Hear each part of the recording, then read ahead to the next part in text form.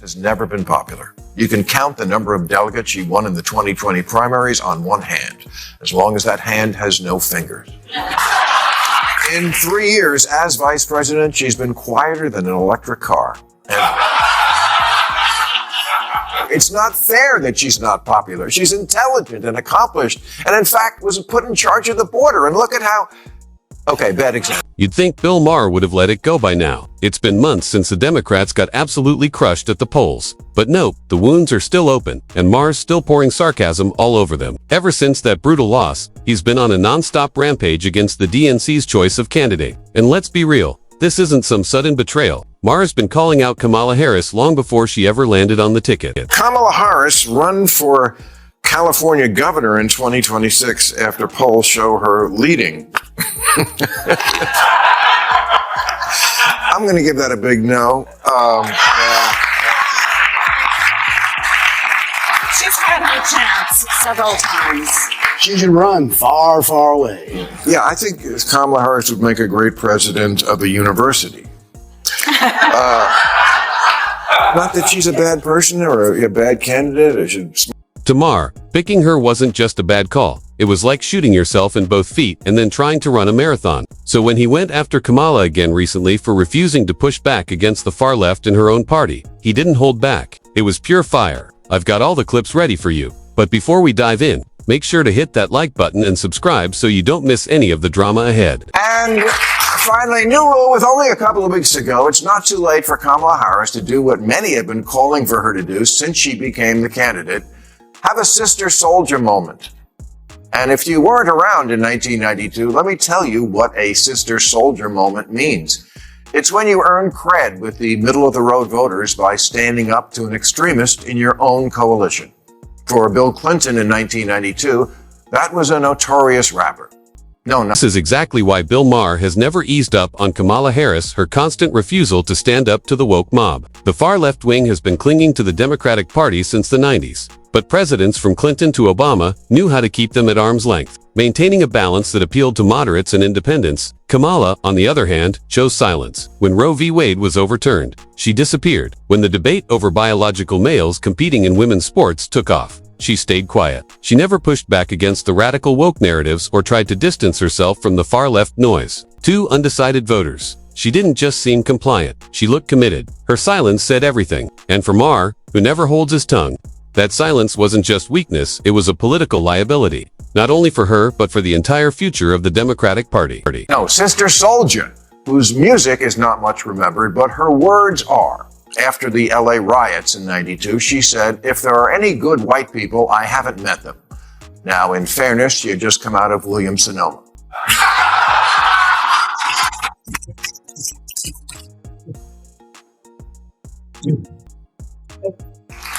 But she also said, if black people kill black people every day, why not have a week and kill white people? And Bill Clinton, looking for an easy target and also well aware that killing white people would decimate our Olympic snowboard team, rebuked Soldier and came out against taking a week to kill Whitey.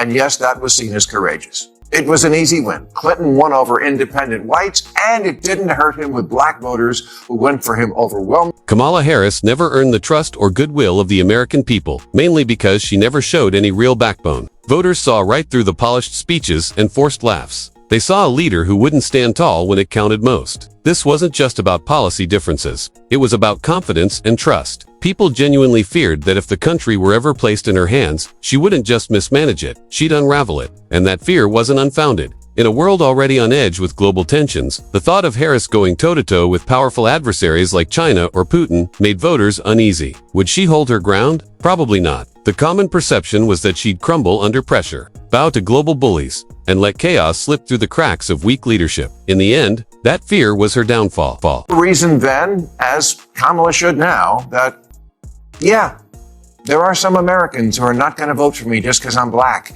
And while I can still win without them, I can't win if I lose the person who will vote for a black president, but is kind of looking for a reason not to.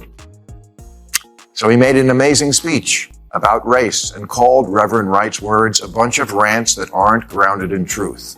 He said Wright expressed a profoundly distorted view of this country. A view that sees white racism as endemic, that elevates what is wrong with America above all that we know is right with America. And he won big. Now, Kamala could make her own Reverend Right speech and ask all white Americans to please understand, as much as you can, how much in 2020 the sight of a black man being slowly murdered with a white cop's knee on his neck would affect you if that was the history of your race. I think most Americans would be sympathetic. Even Barack Obama, the Democrats' golden boy, knew when to draw the line with the far left. He famously distanced himself from his former pastor, Reverend Jeremiah Wright, after Wright claimed that white people had deliberately created HIV/AIDS to wipe out the black population. That was no small move. Wright's beliefs reflected frustrations deeply felt in many black communities, especially given the devastating toll HIV/AIDS had taken. Obama could have taken the easy way out, played to that anger, and coasted on guaranteed support, but he didn't. He knew that relying too heavily on one loyal demographic was political suicide. It was a tough, calculated move that showed real leadership and independence. Kamala Harris, however, never learned that lesson. Instead of defining herself as a leader with conviction, she's boxed herself into the narrow lane of identity politics, refusing to challenge the extremes and never daring to reach beyond her base. That's not bravery. That's strategy gone wrong. And Maher, never one to hold back, wasted no time listing the very woke ideas Harris should have confronted head. Was rebranded as justice shopping. We stopped arresting shoplifters. Anti-racist baby was a bestseller. Corporations took DEI to ludicrous lengths. We opened our hearts to all who wanted to come here, and then also our borders. Portland decriminalized all drugs, and Seattle set up a no-cop zone until they had to reverse course on both. Standardized testing was dropped until schools saw how dumb that was. And yet, the head of the teachers union in Chicago still maintains that testing is, quote, junk science rooted in white supremacy. And her union tweeted during COVID, when many Americans felt we could have gotten back to normal sooner, that the push to reopen schools is rooted in sexism, racism, and misogyny. No, it was rooted in reading, writing, and arithmetic. Kamala Harris had countless chances to distance herself from the far-left chaos, yet she passed on every single one. There were plenty of outrageous woke narratives she could have challenged to win over undecided voters desperate for just a hint of common sense. Personally, I'd have started with the ridiculous idea of rebranding shoplifting as shopping justice. Really? Since when did stealing from stores become some noble act of protest? Unless it's literally a matter of life and death. Committing a crime to protest another crime isn't activism, it's madness disguised as morality. That was the easiest target imaginable. A low-hanging fruit, and an easy win. But Kamala said nothing. Once again, her refusal to speak up against even the most absurd extremes made it seem like she either agreed with them or lacked the courage to confront them. And that silence didn't just cost her credibility, it pushed away the very voters she needed most. Speaking of which is apparently job none in Chicago because only about 1 in 4 students in the city are proficient in either math or English. And absenteeism is off the charts.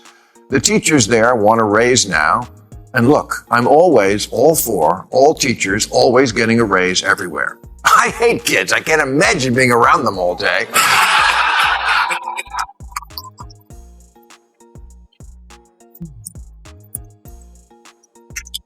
But I also think Kamala Harris could have a moment if she trotted out her favorite phrase and said, let me be very clear. Our schools need to do better.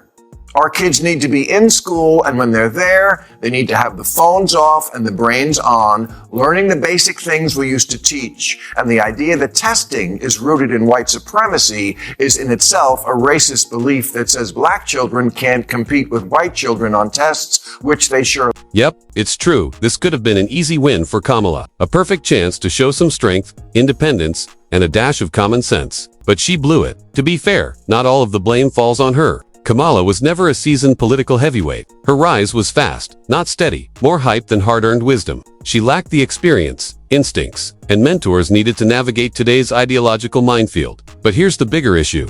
The older generation wasn't much help either. They couldn't guide her because they'd already been swept up in the same woke current. Take Bernie Sanders, for example, a veteran of endless campaigns, a man who built his reputation on fighting the oligarchy. Yet in recent years, he spent more time defending a party dominated by the very elites he once railed against. When the supposed grown-ups in the room start sipping the Kool-Aid, is it any surprise the younger ones keep losing their way? Kamala says, we're not going back. The undecided voter thinks, no, I don't want to get on the short bus back to Trump Town. But I also don't want to go back to 2020. Please, God, don't make me sit through another one of those corporate mandated sensitivity training sessions.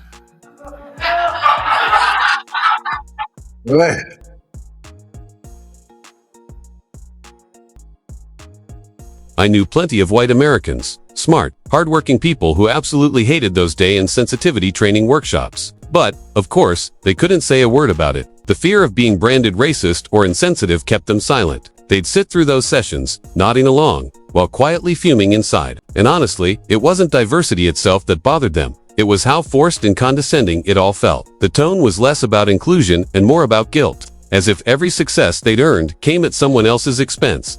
Over time, that resentment started to simmer, especially among white suburban women. It's one of the most overlooked reasons many of them ended up voting for Trump. They were tired of being painted as the villains in every conversation about race or privilege. What finally pushed them over the edge was watching promotions and opportunities being handed out based on identity instead of merit. To them, that didn't feel like justice or progress, it felt like reverse discrimination. And that quiet frustration turned into a powerful, unseen backlash. Harris campaign launched. They got great traction by calling Trump and Vance weird. That was good. Weird was working.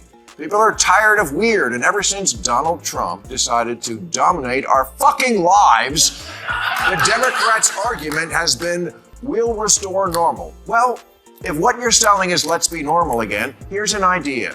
Be normal.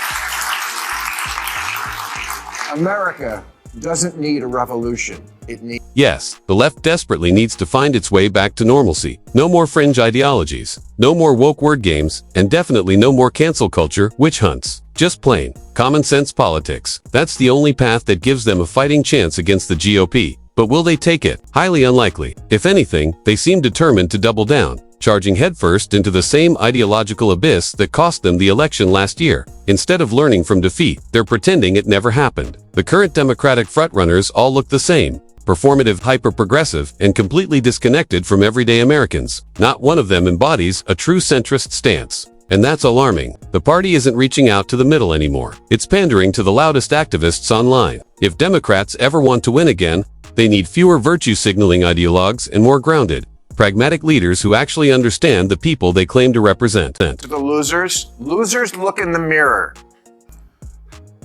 No? Well, maybe you should. Sorry. Well, that's my feeling. Losers look in the mirror, okay?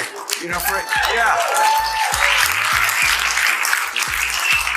I mean, for months, Democrats have been saying, how is this even close? And they're right, it wasn't. Maher's final message to the Democrats was simple, but brutally honest. Look in the mirror and fix yourselves. Stop blaming Russia, misinformation, or GOP dirty tricks. And start owning the mistakes that led to one of the most embarrassing defeats in recent history. The Democratic Party needs a real internal reckoning. That means recognizing just how alienating the far-left fringe has become, not only to conservatives, but also to moderates and independents, who once leaned Democrat.